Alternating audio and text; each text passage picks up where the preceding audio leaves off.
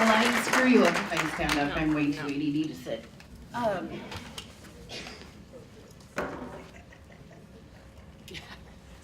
I did sit. I sat that long. Yeah. Are you my timer? Yeah. Will you give me a 5-minute cue? Because once I start talking about this, it's different. My background is different, actually. My mom says that I learned to cook out of self-defense. I don't think I learned to make mashed potatoes unless they were out of a box until I was like 23. But one of the things, we're kind of a square peg in this round hole, but you'll see we're pretty comfortable there. But you'll see why we're part of this and sort of how it's relevant. A little bit of my background, when I was in Italy, that's where the slow food movement started. I worked for the American Academy in Rome Sustainable Food Project.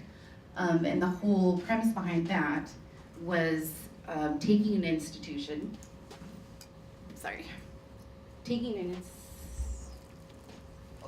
there's nowhere but the floor. Taking an institution and making local sustainable food financially sustainable.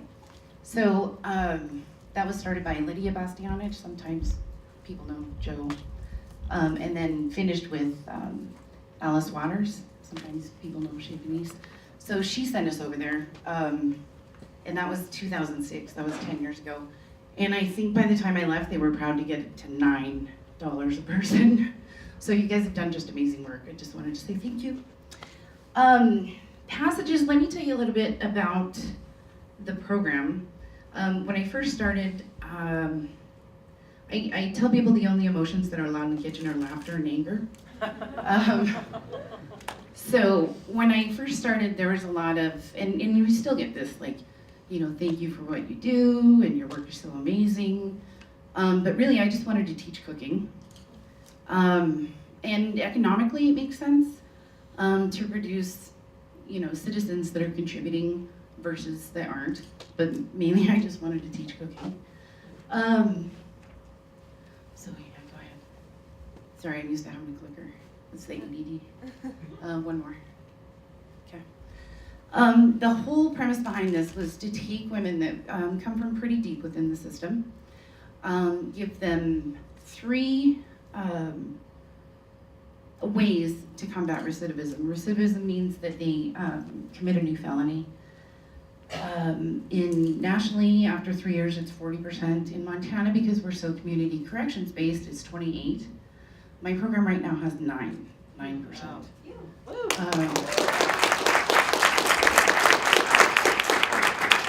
And trust me, I did those numbers 1,000 times because everybody makes me prove them. But part of that is because of the food community. The food community really doesn't judge you based on your background. They're more accepting. Really what they're judging is how hard you work, whether you show up, those kinds of things.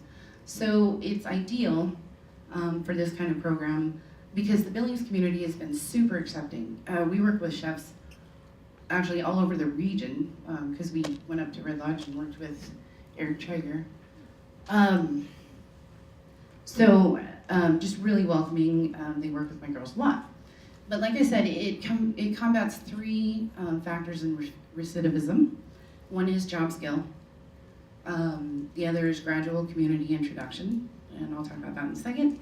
And the third is extended treatment. So it battles sustainable income, treatment, and just that sort of feeling, if you've been locked up for a while, that you walk out with felon written on your forehead. So they're introduced to a community, the food community, which is openly accepting. So I think that goes away pretty quick. It's an 18-month program. They were certified by the Department of Labor as a pre-apprenticeship. They had to do that because as an apprenticeship, of course you go out and work, or my girls can't unless they're with me. They have to do 288 classroom hours. We generally do over 3. And then 2,000 on-the-job hours. So the first 6 months that they're with us, they live on a secure unit. They're basically full-time students, part-time workers. That's where we get the majority of the classroom hours. Excuse me. And then the next 6 months, they help support our food service operation and work in the kitchen, so they're full-time workers, part-time students. And I think that's their busiest time because I still expect them to do events with us and stuff. They have to go through quite a few hoops to get to me. They have to apply, they have to be approved by MWP, they have to be approved by the Board of Parole, they have to be approved by Passages. So like I said, they jump through a lot of hoops before they get there, so they're fairly motivated. Oh. We went through that. I want to talk a little bit about gradual community introduction, mainly because Liz, hi. One of the things that we do, we're not a revenue-based catering operation. A lot of people will call us because of that.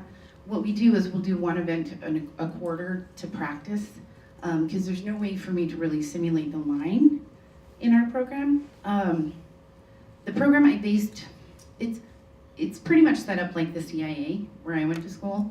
It's in a block system, it's progressive. But one of the things that we will do is cater events for partnering organizations. So Liz Ching contacted us a few months ago, and we actually just did an event for the Economic Development Council. Okay, Innovate Montana. And like I said, part of that is for them to be able to practice timing, preparing things ahead of time, doing things last minute, working with speed and urgency. Part of it is so that they're out in the community talking to people. And he was talking about preparing his boss. I usually prepare these guys. I'm not the one that talks. I make them go talk. And oftentimes they're more charming than I can be. But as a matter of fact, I brought 2 students with me, so I wanted to introduce them really quick. Mary Johnson. Stand up. Stand up. Mary, when did you graduate? 2 months ago? May 15th. Mary graduated, she completed the first year. The last 6 months they work in the industry. I have 100% placement rate because it's board mandated. So, but she works at Grand Park at Assisted Living. And after 2 months, she got Employee of the Month.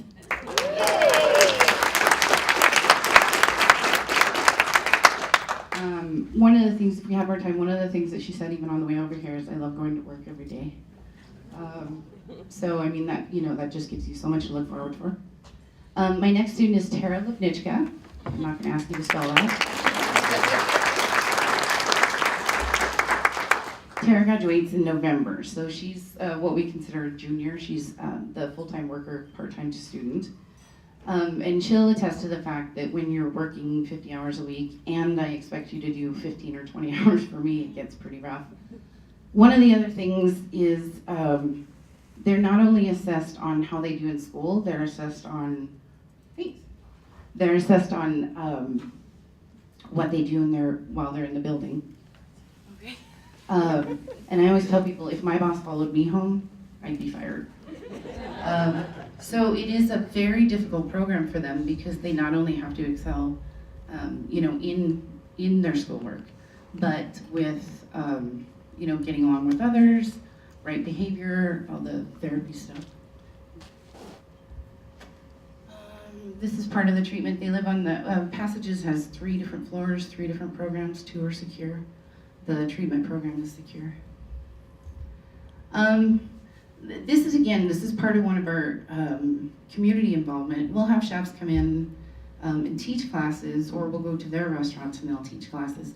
One of the things that we do every year is we work 2 days with Sodexo to do the Billings Clinic Classic.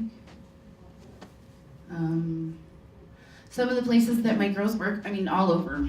If any of you are from Billings, you can start naming restaurants, that's where they go. The Billings community, like I said, has embraced it because what we're providing is skilled labor. We raise that bar of training and skill level. So even some of my girls that it might not necessarily be for them are still, raising that training level. And not all my girls want to be chefs for the rest of their life. In fact, very few. The idea behind it is putting them into a community with a job skill, so they can find sustainable employment. Chef of the Year. So I'm on the board and belong to Chefs and Cooks Montana. And 2 years ago,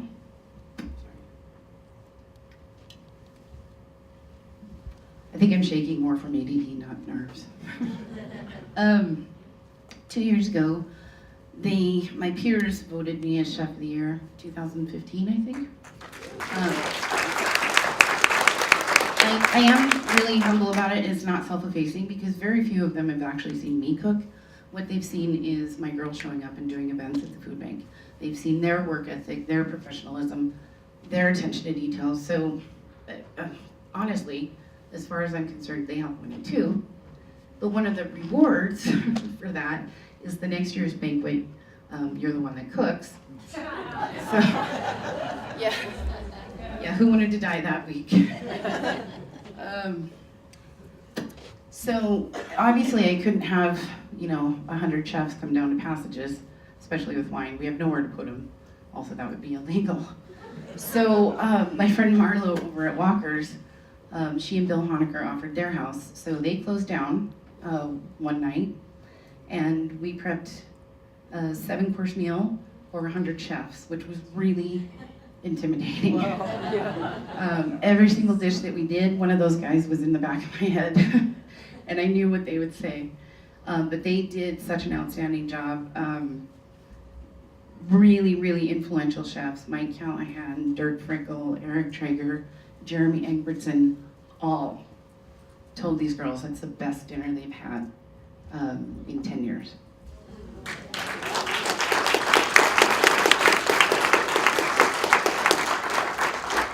Oh yeah, we won a national award for being an innovator. We're one of 5 people, so they flew me out to DC. This is the Secretary of Labor. I had to Google her. Okay, keep going. So we had a press conference here. Sorry. Oh, good. I wanted to stop on this and touch on this real quick before I'm done.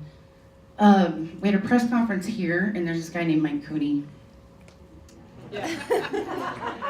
Yeah, back then I didn't know him very well.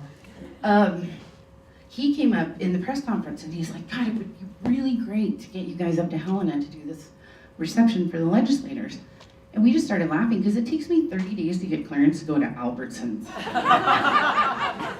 So, DOL, DOC, they don't know each other. So we laughed, but he makes stuff happen that exhausts me, but he makes stuff happen. So we went up to Helena and did a reception for all of the legislators in 2012. They invited us back in 2014. And when I talked to Mike and the governor, okay, I'm supposed to call him Lieutenant Governor now, but when I talked to him at this governor's, at Innovate Montana, I said, so are we coming back up? And he's like, well, it kind of depends on how the election goes. So you know which way I'm going. But he actually, one of the things that I kind of wanted to close with is the lawmakers here, some really influential people have been cheerleaders for these girls. And it's their work. It's what they put into it that built that. They show up, they do a great job. We haven't had any incidents. And they're charming. And one of our biggest cheerleaders is the Lieutenant Governor. Oh, yeah, that's him talking. Okay.